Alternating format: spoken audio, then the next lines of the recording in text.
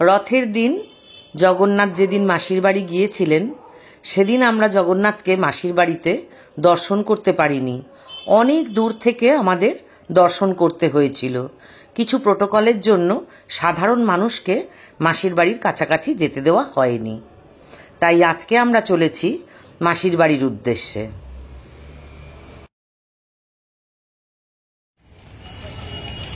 আমরা আজ সন্ধ্যেবেলা জগন্নাথ দেবের মাসির বাড়ির পথে, খুব সুসজ্জিত, সুন্দর করে সাজানো। চলো তোমাদের দেখাই যতটা আমরা নিজেরা দেখতে পারি ততটাই দেখাই। অনেক রেস্ট্রিকশন আছে সিকিউরিটির জন্য।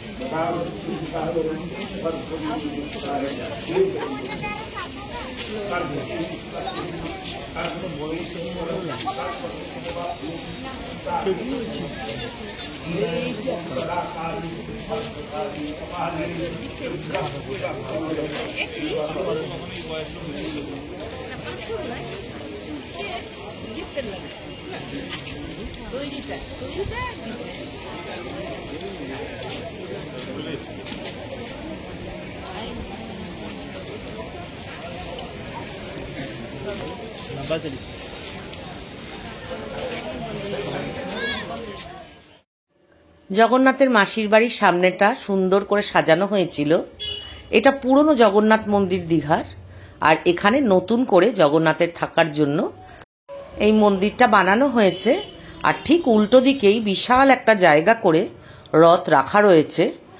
লাল সবুজ রঙে প্রভু বলরামের রথ, নাম তালধ্বজ। লাল কালো রঙে মা সুভদ্রার রথ, নাম দর্পদলন। আর রয়েছে জগন্নাথ দেবের রথ, নাম নন্দীঘোষ, যেটার রং লাল হলুদ। আবার উল্টো রথের দিন প্রভু এই রথে চড়ে ফিরে যাবেন দীঘার জগন্নাথ মন্দিরে। আমরা পুরনো মন্দিরে এসে এখানে প্রভুর চরণামৃত পেলাম, সামান্য প্রসাদও পেলাম, দর্শন পেলাম খুব সুন্দর করে। মন একদম আনন্দে ভরে গেল। দেখো কি অপূর্ব মূর্তি, এত সুন্দর দর্শন পাবো ভাবতেও পারিনি। তারপর চলে গেলাম সমুদ্রে। আমরা সমুদ্রে একদম নেমে এসছি, দারুণ লাগছে। এখন হাইট আসছে আস্তে আস্তে, হঠাৎ করে অনেকটা জল ঢুকে এলো, জগন্নাথ দর্শন হলো মাসির বাড়িতে।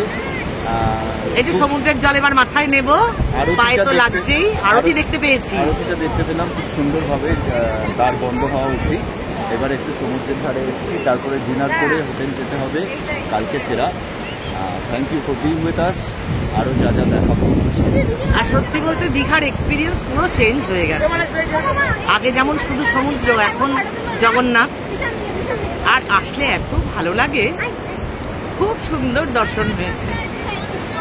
ও আরো কাদার আগে আর আমি ভুল বকার আগে।